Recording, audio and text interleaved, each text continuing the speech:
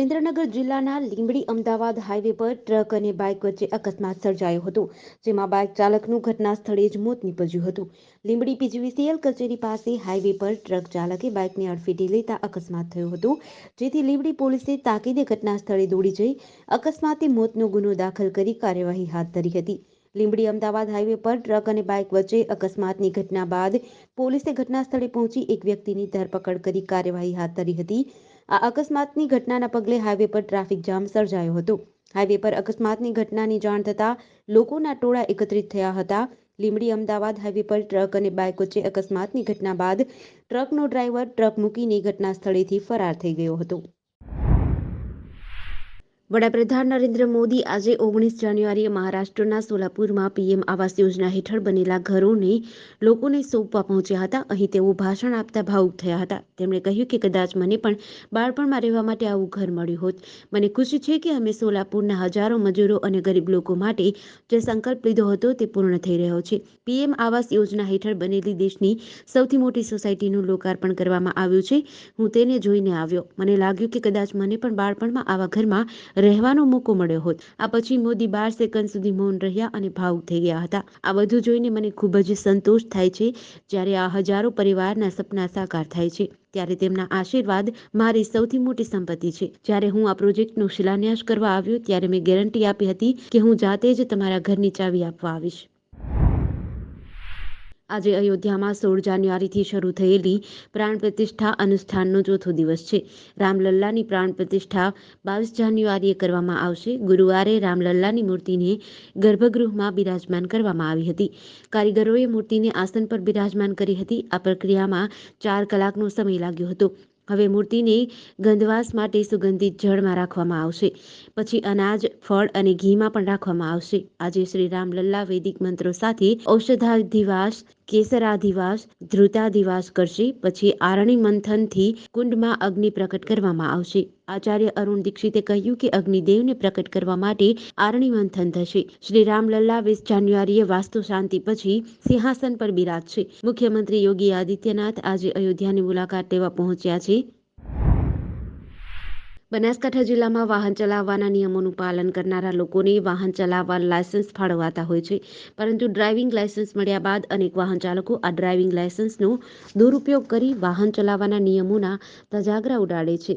બનાસકાંઠા જિલ્લો એ રાજસ્થાનની બોર્ડરને અડીને આવેલો છે, તેથી આ જિલ્લામાં અનેકવાર ડ્રિંક એન્ડ ડ્રાઇવ સહિત ડ્રાઇવિંગ નિયમોના ભંગના બનાવો સામે આવતા હોય છે. ત્યારે આવા નિયમોનો ભંગ કરનારા વાહન ચાલકો સામે બનાસકાંઠા પોલીસ તેમજ આરટીઓ કચેરીએ કડક વલણ દાખવ્યું છે.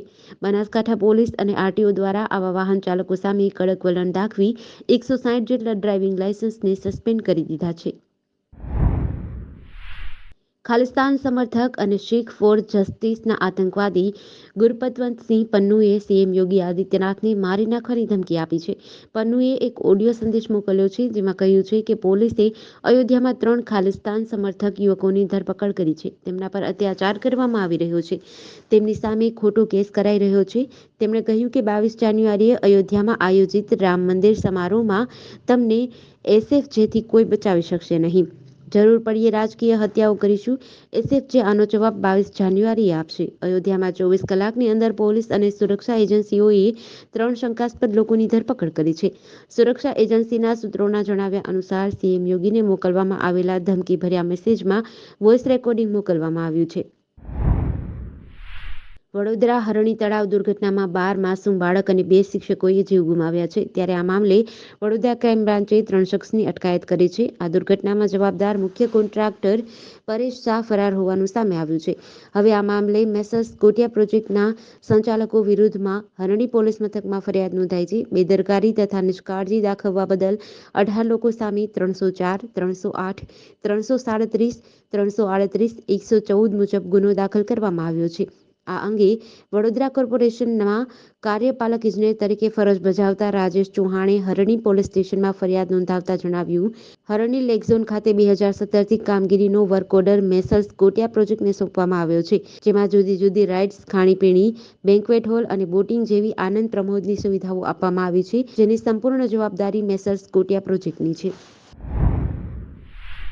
જામનગરમાં રાજ્યના કૃષિ મંત્રી રાઘવજી પટેલના હસ્તે જામનગર તાલુકાના ધુવાવ બાયપાસથી ખીમરાણા બાયપાસને જોડતા 1.5 કિલોમીટરના કાચા રસ્તા પર ડામર રોડ બનાવવાનું કામનું ખાતમુહૂર્ત કરવામાં આવ્યું હતું.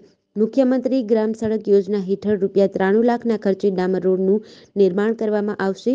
આ કાર્યક્રમમાં મંત્રીએ જણાવ્યું હતું કે લોકોની પાયાની જરૂરિયાતને પહોંચી વળવા માટે સરકાર તત્પર છે. રાજ્યના છેવાડાના માનવીની પ્રાથમિક જરૂરિયાતો સંતોષીને તેમનું જીવન ધોરણ ઊંચું લાવવા માટે મુખ્યમંત્રી ભૂપેન્દ્રભાઈ પટેલના માર્ગદર્શન હેઠળ સરકાર કામ કરી રહી છે.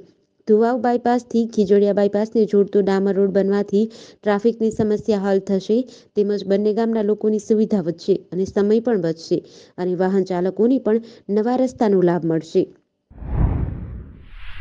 ગીર સોમનાથ જિલ્લા પોલીસ વિભાગ દ્વારા દ્વિતીય વર્ષે ગીર રક્ષક કપ 2024 ક્રિકેટ ટુર્નામેન્ટનું ભવ્ય આયોજન કરાયું હતું, જેમાં જિલ્લાની જુદી જુદી બ્રાન્ચ અને પોલીસ સ્ટેશનની કુલ 13 જેટલી ટીમોએ ભાગ લીધો હતો. ગીર સોમનાથ જિલ્લા પોલીસ વડા મનોહરસિંહ જાડેજાના માર્ગદર્શન હેઠળ તાલાળા નજીક વીરપુર ગામે પ્રોફેશનલ ક્રિકેટ ગ્રાઉન્ડ ખાતે 2 દિવસીય ક્રિકેટ ટુર્નામેન્ટ યોજાઈ હતી, જેમાં પોલીસ કર્મચારીઓ જોડાયા હતા. મેચના ફાઇનલમાં સોમનાથ સુરક્ષા અને કોડીનાર પોલીસ સ્ટેશનની ટીમ વચ્ચે કાંટેકી ટક્કર જેવા રોમાંચક મેચ રમાયો હતો, જેમાં કોડીનાર પોલીસ સ્ટેશન ટીમનો 8 વિકેટે જ્વલંત વિજય થયો હતો. કોડીનાર ટીમનો વિજય થતાં સમગ્ર કર્મચારીઓ ગ્રાઉન્ડમાં ઝૂમી ઉઠ્યા હતા. મણિપુરમાં છેલ્લા 24 કલાકમાં અલગ અલગ ઘટનાઓમાં એક વ્યક્તિ અને તેના પુત્ર સહિત 4 લોકોના મોત થયા છે. મણિપુર પોલીસે ગુરુવારે 18 જાન્યુઆરીના રોજ જણાવ્યું કે આતંકવાદીઓએ બિષ્ણુપુર જિલ્લામાં ઓઈનમ બમોલ જાઓ અને તેમના પુત્ર ઓઈનમ મનીટોમ્બાની હત્યા કરી હતી. ઉપરાંત તે જ જિલ્લાના સ્વયંસેવક થિયામ સોમેનની પણ ગોળી મારીને હત્યા કરવામાં આવી હતી. વધુમાં કાંગપોકપી જિલ્લાની સરહદે આવેલા ઇમ્ફાલ પશ્ચિમ જિલ્લાના કાંગચુપ ખાતે ગામ સ્વયંસેવક તાખેલ લંબમ મનોરંજનનું બુધવારે રાત્રે 17 જાન્યુઆરીએ મોત થયું હતું. અન્ય એક સ્વયંસેવક મંગજતાબમ વાંગલેન પણ ગોળીથી ઘાયલ થયા હતા. આ સિવાય બુધવારે થોબલ જિલ્લામાં સુરક્ષા દળો પર ફાયરિંગની ઘટનામાં વિદેશી આતંકીઓની સંડોવણી સામે આવી રહી છે. 26મી જાન્યુઆરીની રાજ્યકક્ષાની ઉજવણી જૂનાગઢમાં થવાની છે, ત્યારે ઉજવણીને લઈને પોલીસ એલર્ટ બની છે. જૂનાગઢ પોલીસે પેટ્રોલિંગ દરમિયાન ભૂતકાળમાં હત્યાના પ્રયાસ અને મારામારીના ગુનામાં સંડોવાયેલા શખ્સને દેશી બનાવટની પિસ્તોલ અને તમંચા સાથે ઝડપી પાડ્યો હતો. પ્રજાસત્તાક પર્વની જૂનાગઢમાં રાજ્યકક્ષાની ઉજવણી થશે, ત્યારે પોલીસે સઘન પેટ્રોલિંગ કર્યું હતું. જૂનાગઢ એલસીબી ટીમને મળેલી બાતમીના આધારે બિલખા રોડ પર સીએલ કોલેજ નજીક હિરેન ભાસ્કર નામના શખ્સને ઝડપી પાડ્યો હતો. હિરેન ભાસ્કરની તલાશી લેતા તેના કબજામાંથી દેશી બનાવટની પિસ્તોલ અને એક તમંચો મળ્યો હતો. ઝડપાયેલો આરોપી ભૂતકાળમાં હત્યાના પ્રયાસ અને મારામારીના ગુનામાં સંડોવાયેલો છે. આરોપી આ હથિયારો ક્યાંથી લાવ્યો અને કોને આપવાના હતા તે અંગે પોલીસે તપાસ હાથ ધરી છે. આવનાર 22 જાન્યુઆરીના રોજ અયોધ્યા ખાતે શ્રી રામ મંદિર પ્રાણ પ્રતિષ્ઠા યોજાવા જઈ રહી છે, જેને લઈને સમગ્ર જગ્યાએ સરપ્રાઇઝ ચેકિંગ પોલીસ દ્વારા હાથ ધરવામાં આવ્યું છે. જિલ્લા પોલીસ તંત્ર સતર્ક બની સતત ચેકિંગ હાથ ધરી રહી છે. પોલીસ દ્વારા બસ સ્ટેશન, બાગ બગીચા તેમજ ધાર્મિક સ્થળો સહિત સંવેદનશીલ વિસ્તારોમાં અચાનક સરપ્રાઇઝ ચેકિંગ હાથ ધરવામાં આવ્યું હતું. મહીસાગર જિલ્લામાં હાલ જિલ્લા પોલીસ અધિક્ષક જયદીપસિંહ જાડેજા દ્વારા જિલ્લામાં કાયદો અને વ્યવસ્થા જળવાઈ રહે તે માટે ખાસ બંદોબસ્ત રાખવાની સૂચના આપી છે.